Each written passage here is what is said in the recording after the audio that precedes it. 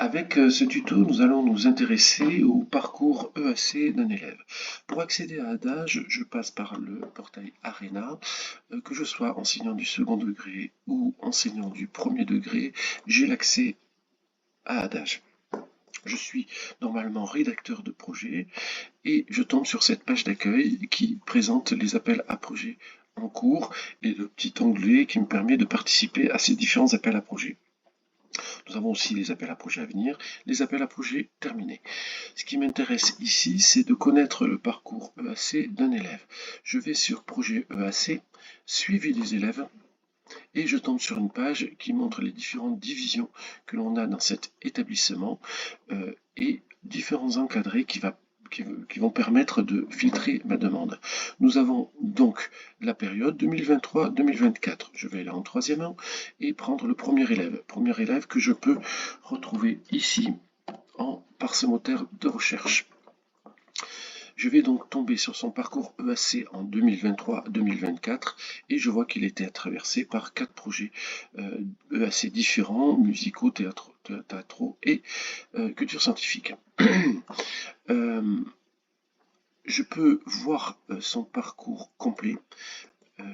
Donc, ainsi, on retrouve l'année 2023-24, mais aussi l'année 2022-23. On peut voir qu'il était dans un collège différent. Donc, Adage permet d'avoir la trace du parcours EAC, même quand on change d'établissement. Son parcours en 5e, son parcours en 6e. Lorsque Adage aura beaucoup plus d'années, nous aurons le parcours de la maternelle à la terminale. Ce qui est pratique dans le cas de Parcoursup ou dans le cas d'un conseil de classe ou dans le cas du brevet à la fin de l'année de 3e. Ce parcours, je peux l'avoir sous forme d'attestation en fichier Word. Voilà, je viens de télécharger. Voilà, attestation que l'on peut avoir sous format PDF, bien évidemment.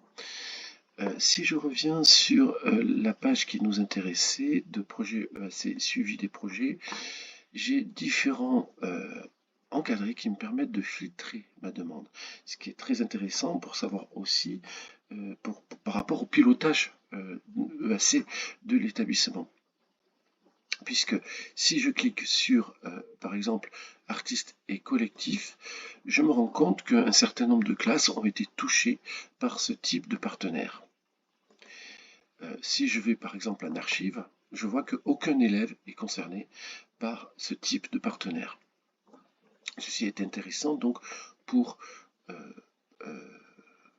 piloter l'ESC dans l'établissement avec le chef d'établissement. Je peux filtrer par le niveau de classe, je peux filtrer par les types de projets qui correspondent aux 3 types de projets que l'on a sur Adage, par rapport aux partenaires culturels qui interviennent dans l'établissement, par rapport au domaine artistique, là aussi c'est intéressant par rapport au pilotage. Voilà pour ce petit tuto.